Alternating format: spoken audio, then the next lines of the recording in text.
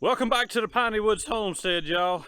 I felt like today is a good day to get down here and get this hog feeder that we refurbished, I don't know, probably a month or so ago, and get that thing set up for the 3 pigs that are going to be ending up in our grow out area of the pasture down here in the woods, y'all. This feeder is great for 3 pigs, even 4 pigs. Any more than that, you really need something bigger.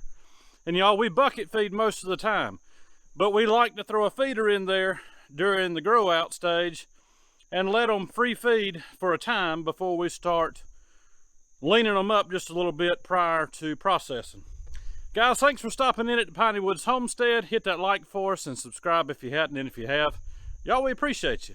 We're going to get down here in the woods. It's nice and sticky out here this morning, about 92% humidity, about 75 degrees. And see if we can beat the heat and go ahead and get a little bit of work done out here for the pigs.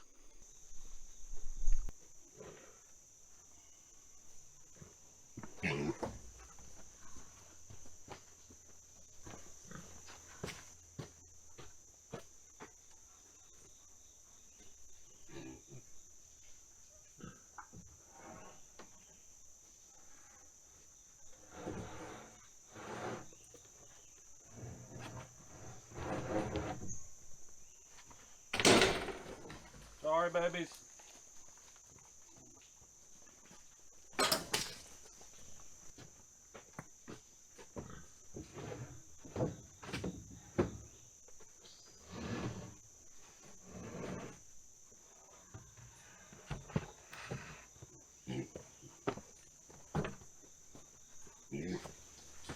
Now, y'all, inside of this hog pen out here, and I say hog pen, some people say a hog lot, some people say pasture.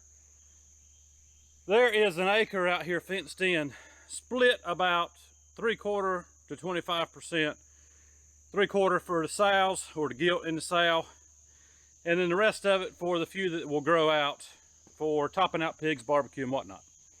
But inside of here is an old gate that we had several years ago, and what I'm going to do is I'm going to build a roof right here coming off of this, because in my experience using these metal feeders, yes, they will repel water and they're designed fairly well, but if you can put a roof over it to keep as much rainwater from getting in it as you can, your feed is not going to mold as easily. Y'all, down here in the south, it's extremely humid and feed can have a tendency to mold. That's why even when we use these feeders like this, we won't fill them slap full to the top. We'll only put in there what the pigs will consume in probably 3 or 4 days, 2 or 3 days. It just depends. If we see a mold problem, then we'll do less.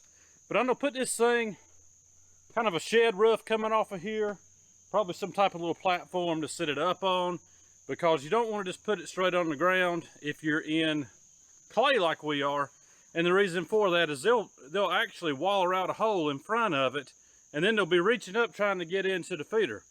So what we have found works best is just a simple little platform to put it on, something in front of the feeder to keep them from being able to dig and root right in front of it.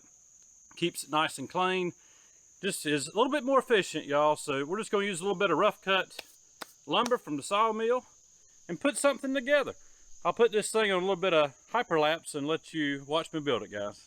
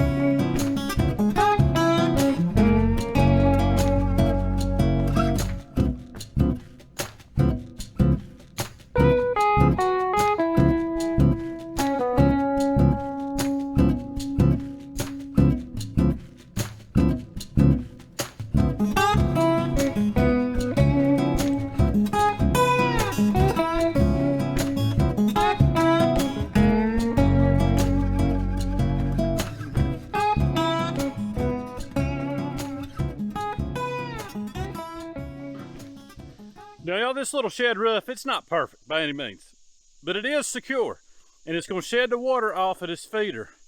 Now, I have to come up with a solution for something to put my feeder on, and I think I have just a solution right outside here. It's a nice big piece of 6x6 cedar. I'm gonna set it up on that and make a little platform in the front, guys.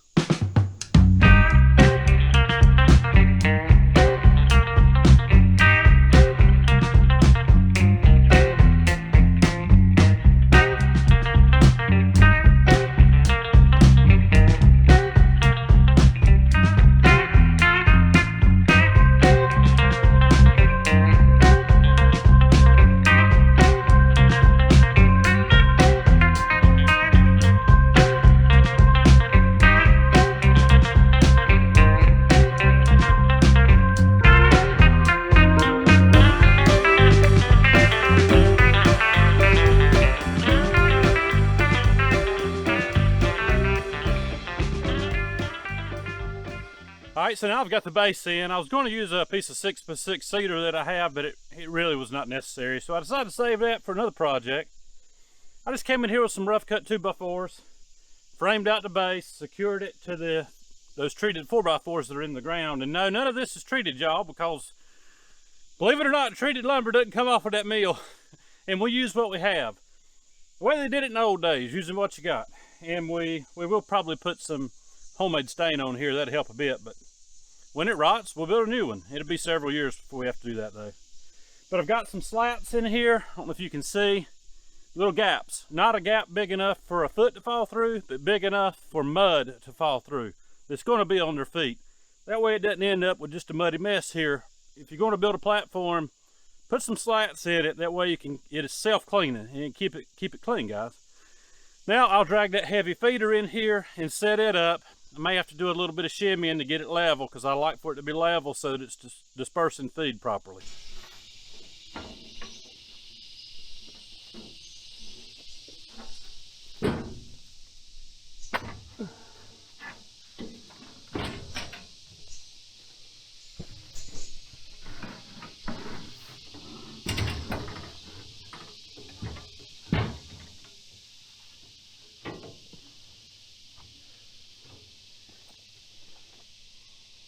I believe that's sufficient.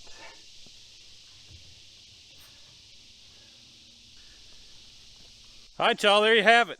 Simple feeding station for the use of a feeder. And y'all, we will use feeder, like I said, during the first few months to grow out, topping these pigs out in here. We'll just let them free feed, y'all, so they can put on muscle. And then once our topping hog gets to probably around 200 pounds, we'll pull the feeder, we'll stop using the feeder and we'll bucket feed again.